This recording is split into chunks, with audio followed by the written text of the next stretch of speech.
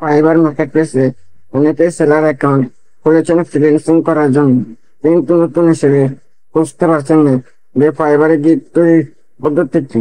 আপনি যদি এমন একজন হয়ে থাকেন, তবে এই ভিডিওটি আপনার জন্য। আজ আমি আপনাদের বলবো সঠিক নিয়মে ফাইবারে কিভাবে গিগ তৈরি করতে হয়। এই নিয়ম নীতি অনুসরণ করে আপনার সম্পূর্ণ গিগ তৈরি ফাইবারে বোঝা থাকে আরো অনেক সময় করতে পারেন। অনেকে আছেন দিক তৈরি করতে গিয়ে বিভিন্ন ভুল করে ফেলেন এবং তার পরস্পরতে পরবর্তী সময় বিভিন্ন ঝামেলায় পড়েন। আবার এখনো এমন হয় যে ভুলের কারণে ফাইবার গিগ গুলোকে প্রকাশ প্রকাশ করতে দেয় না। তাই সঠিক নিয়ম ফলো করে ফাইবারে গিগ তৈরি করা খুবই জরুরি। ফাইবারে কিভাবে একটি গিগ তৈরি করবেন তার সহজ নিয়ম নীতিগুলি এই ভিডিওতে আলোচনা করব। ফাইবার গিগ তৈরি পদ্ধতি: প্রথমে আপনার ফাইবার অ্যাকাউন্ট প্রবেশ করতে হবে। যদি আপনার ফাইবার অ্যাকাউন্ট না থাকে, তবে ফাইবার অ্যাকাউন্ট খোলার নিয়ম জেনে নিন। ফাইবারে একটি গিগ প্রকাশের পুরো বিষয়বস্তু set up step by step নিয়ে আলোচনা করব। প্রথমে আপনার ইমেল এবং পাসওয়ার্ড ব্যবহার করে আপনার প্রোফাইলে বোঝাবার পর আপনার ফাইবার প্রোফাইলে সামনে একটি অপশন চলে আসবে। এখন ক্রিয়েটিভ গিগে ক্লিক করুন। ক্রিয়েটিভ গিগে ক্লিক করার পর আপনাকে 6টি স্টেপ পূরণ করতে হবে ফাইবারে। সেগুলো হলো overview, pricing, description and FAQ, requirement, gallery and publish. এই 6টি স্টেপে পূরণ করতে হবে।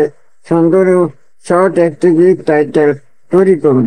তারপর গিগের ক্যাটাগরি, সব ক্যাটাগরি নির্বাচন করুন এবং গিগের জন্য কয়েকটি কিওয়ার্ড অন্তর্ভুক্ত করুন। গিগের প্রাইসিং বা মূল্য নির্ধারণ করুন।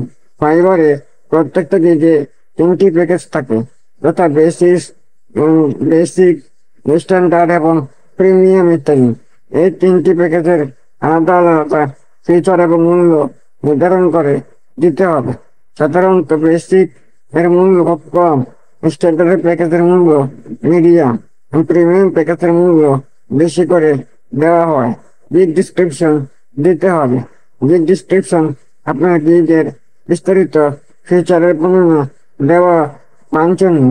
মনে করেন আপনি সোশ্যাল মিডিয়া পোস্ট ডিজাইন নিয়ে গিগ তৈরি করবেন, এক্ষেত্রে আপনার সার্ভিসের বিভিন্ন বিষয় উল্লেখ করে দিতে পারেন, যেমন কিভাবে একটা ডিজাইন প্রস্তুত করেন এই বিষয়ে বিস্তারিত উল্লেখ করে দিন ডেসক্রিপশনে। গিগ রিলেটেড এফএকিউ যুক্ত করুন। মনে করুন আপনি গ্রাফিক ডিজাইন ক্যাটাগরিতে লোগো ডিজাইন এর উপরে গিগ তৈরি করবেন।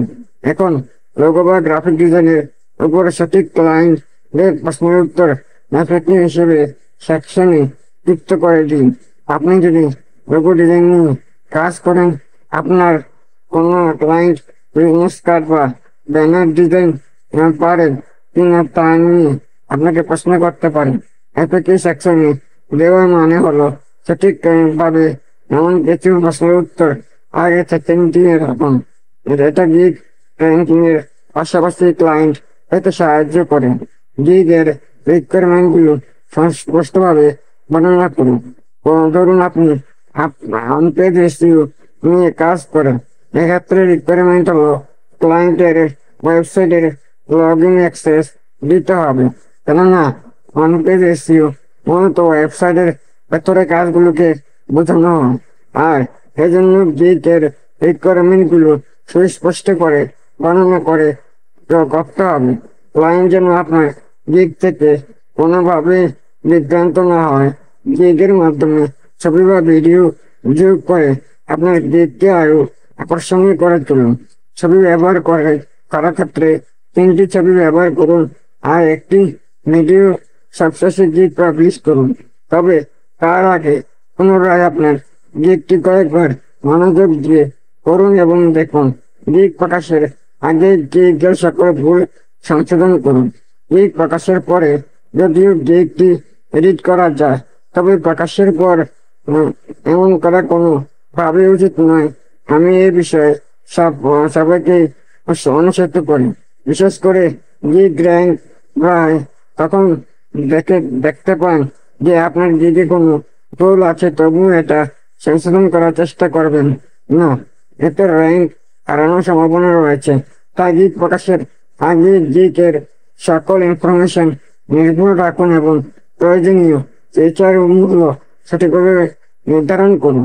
সঠিক নিয়মে পারিবারিক গিগ তৈরির পদ্ধতি আপনাদের সামনে উপস্থাপন করার চেষ্টা করেছি।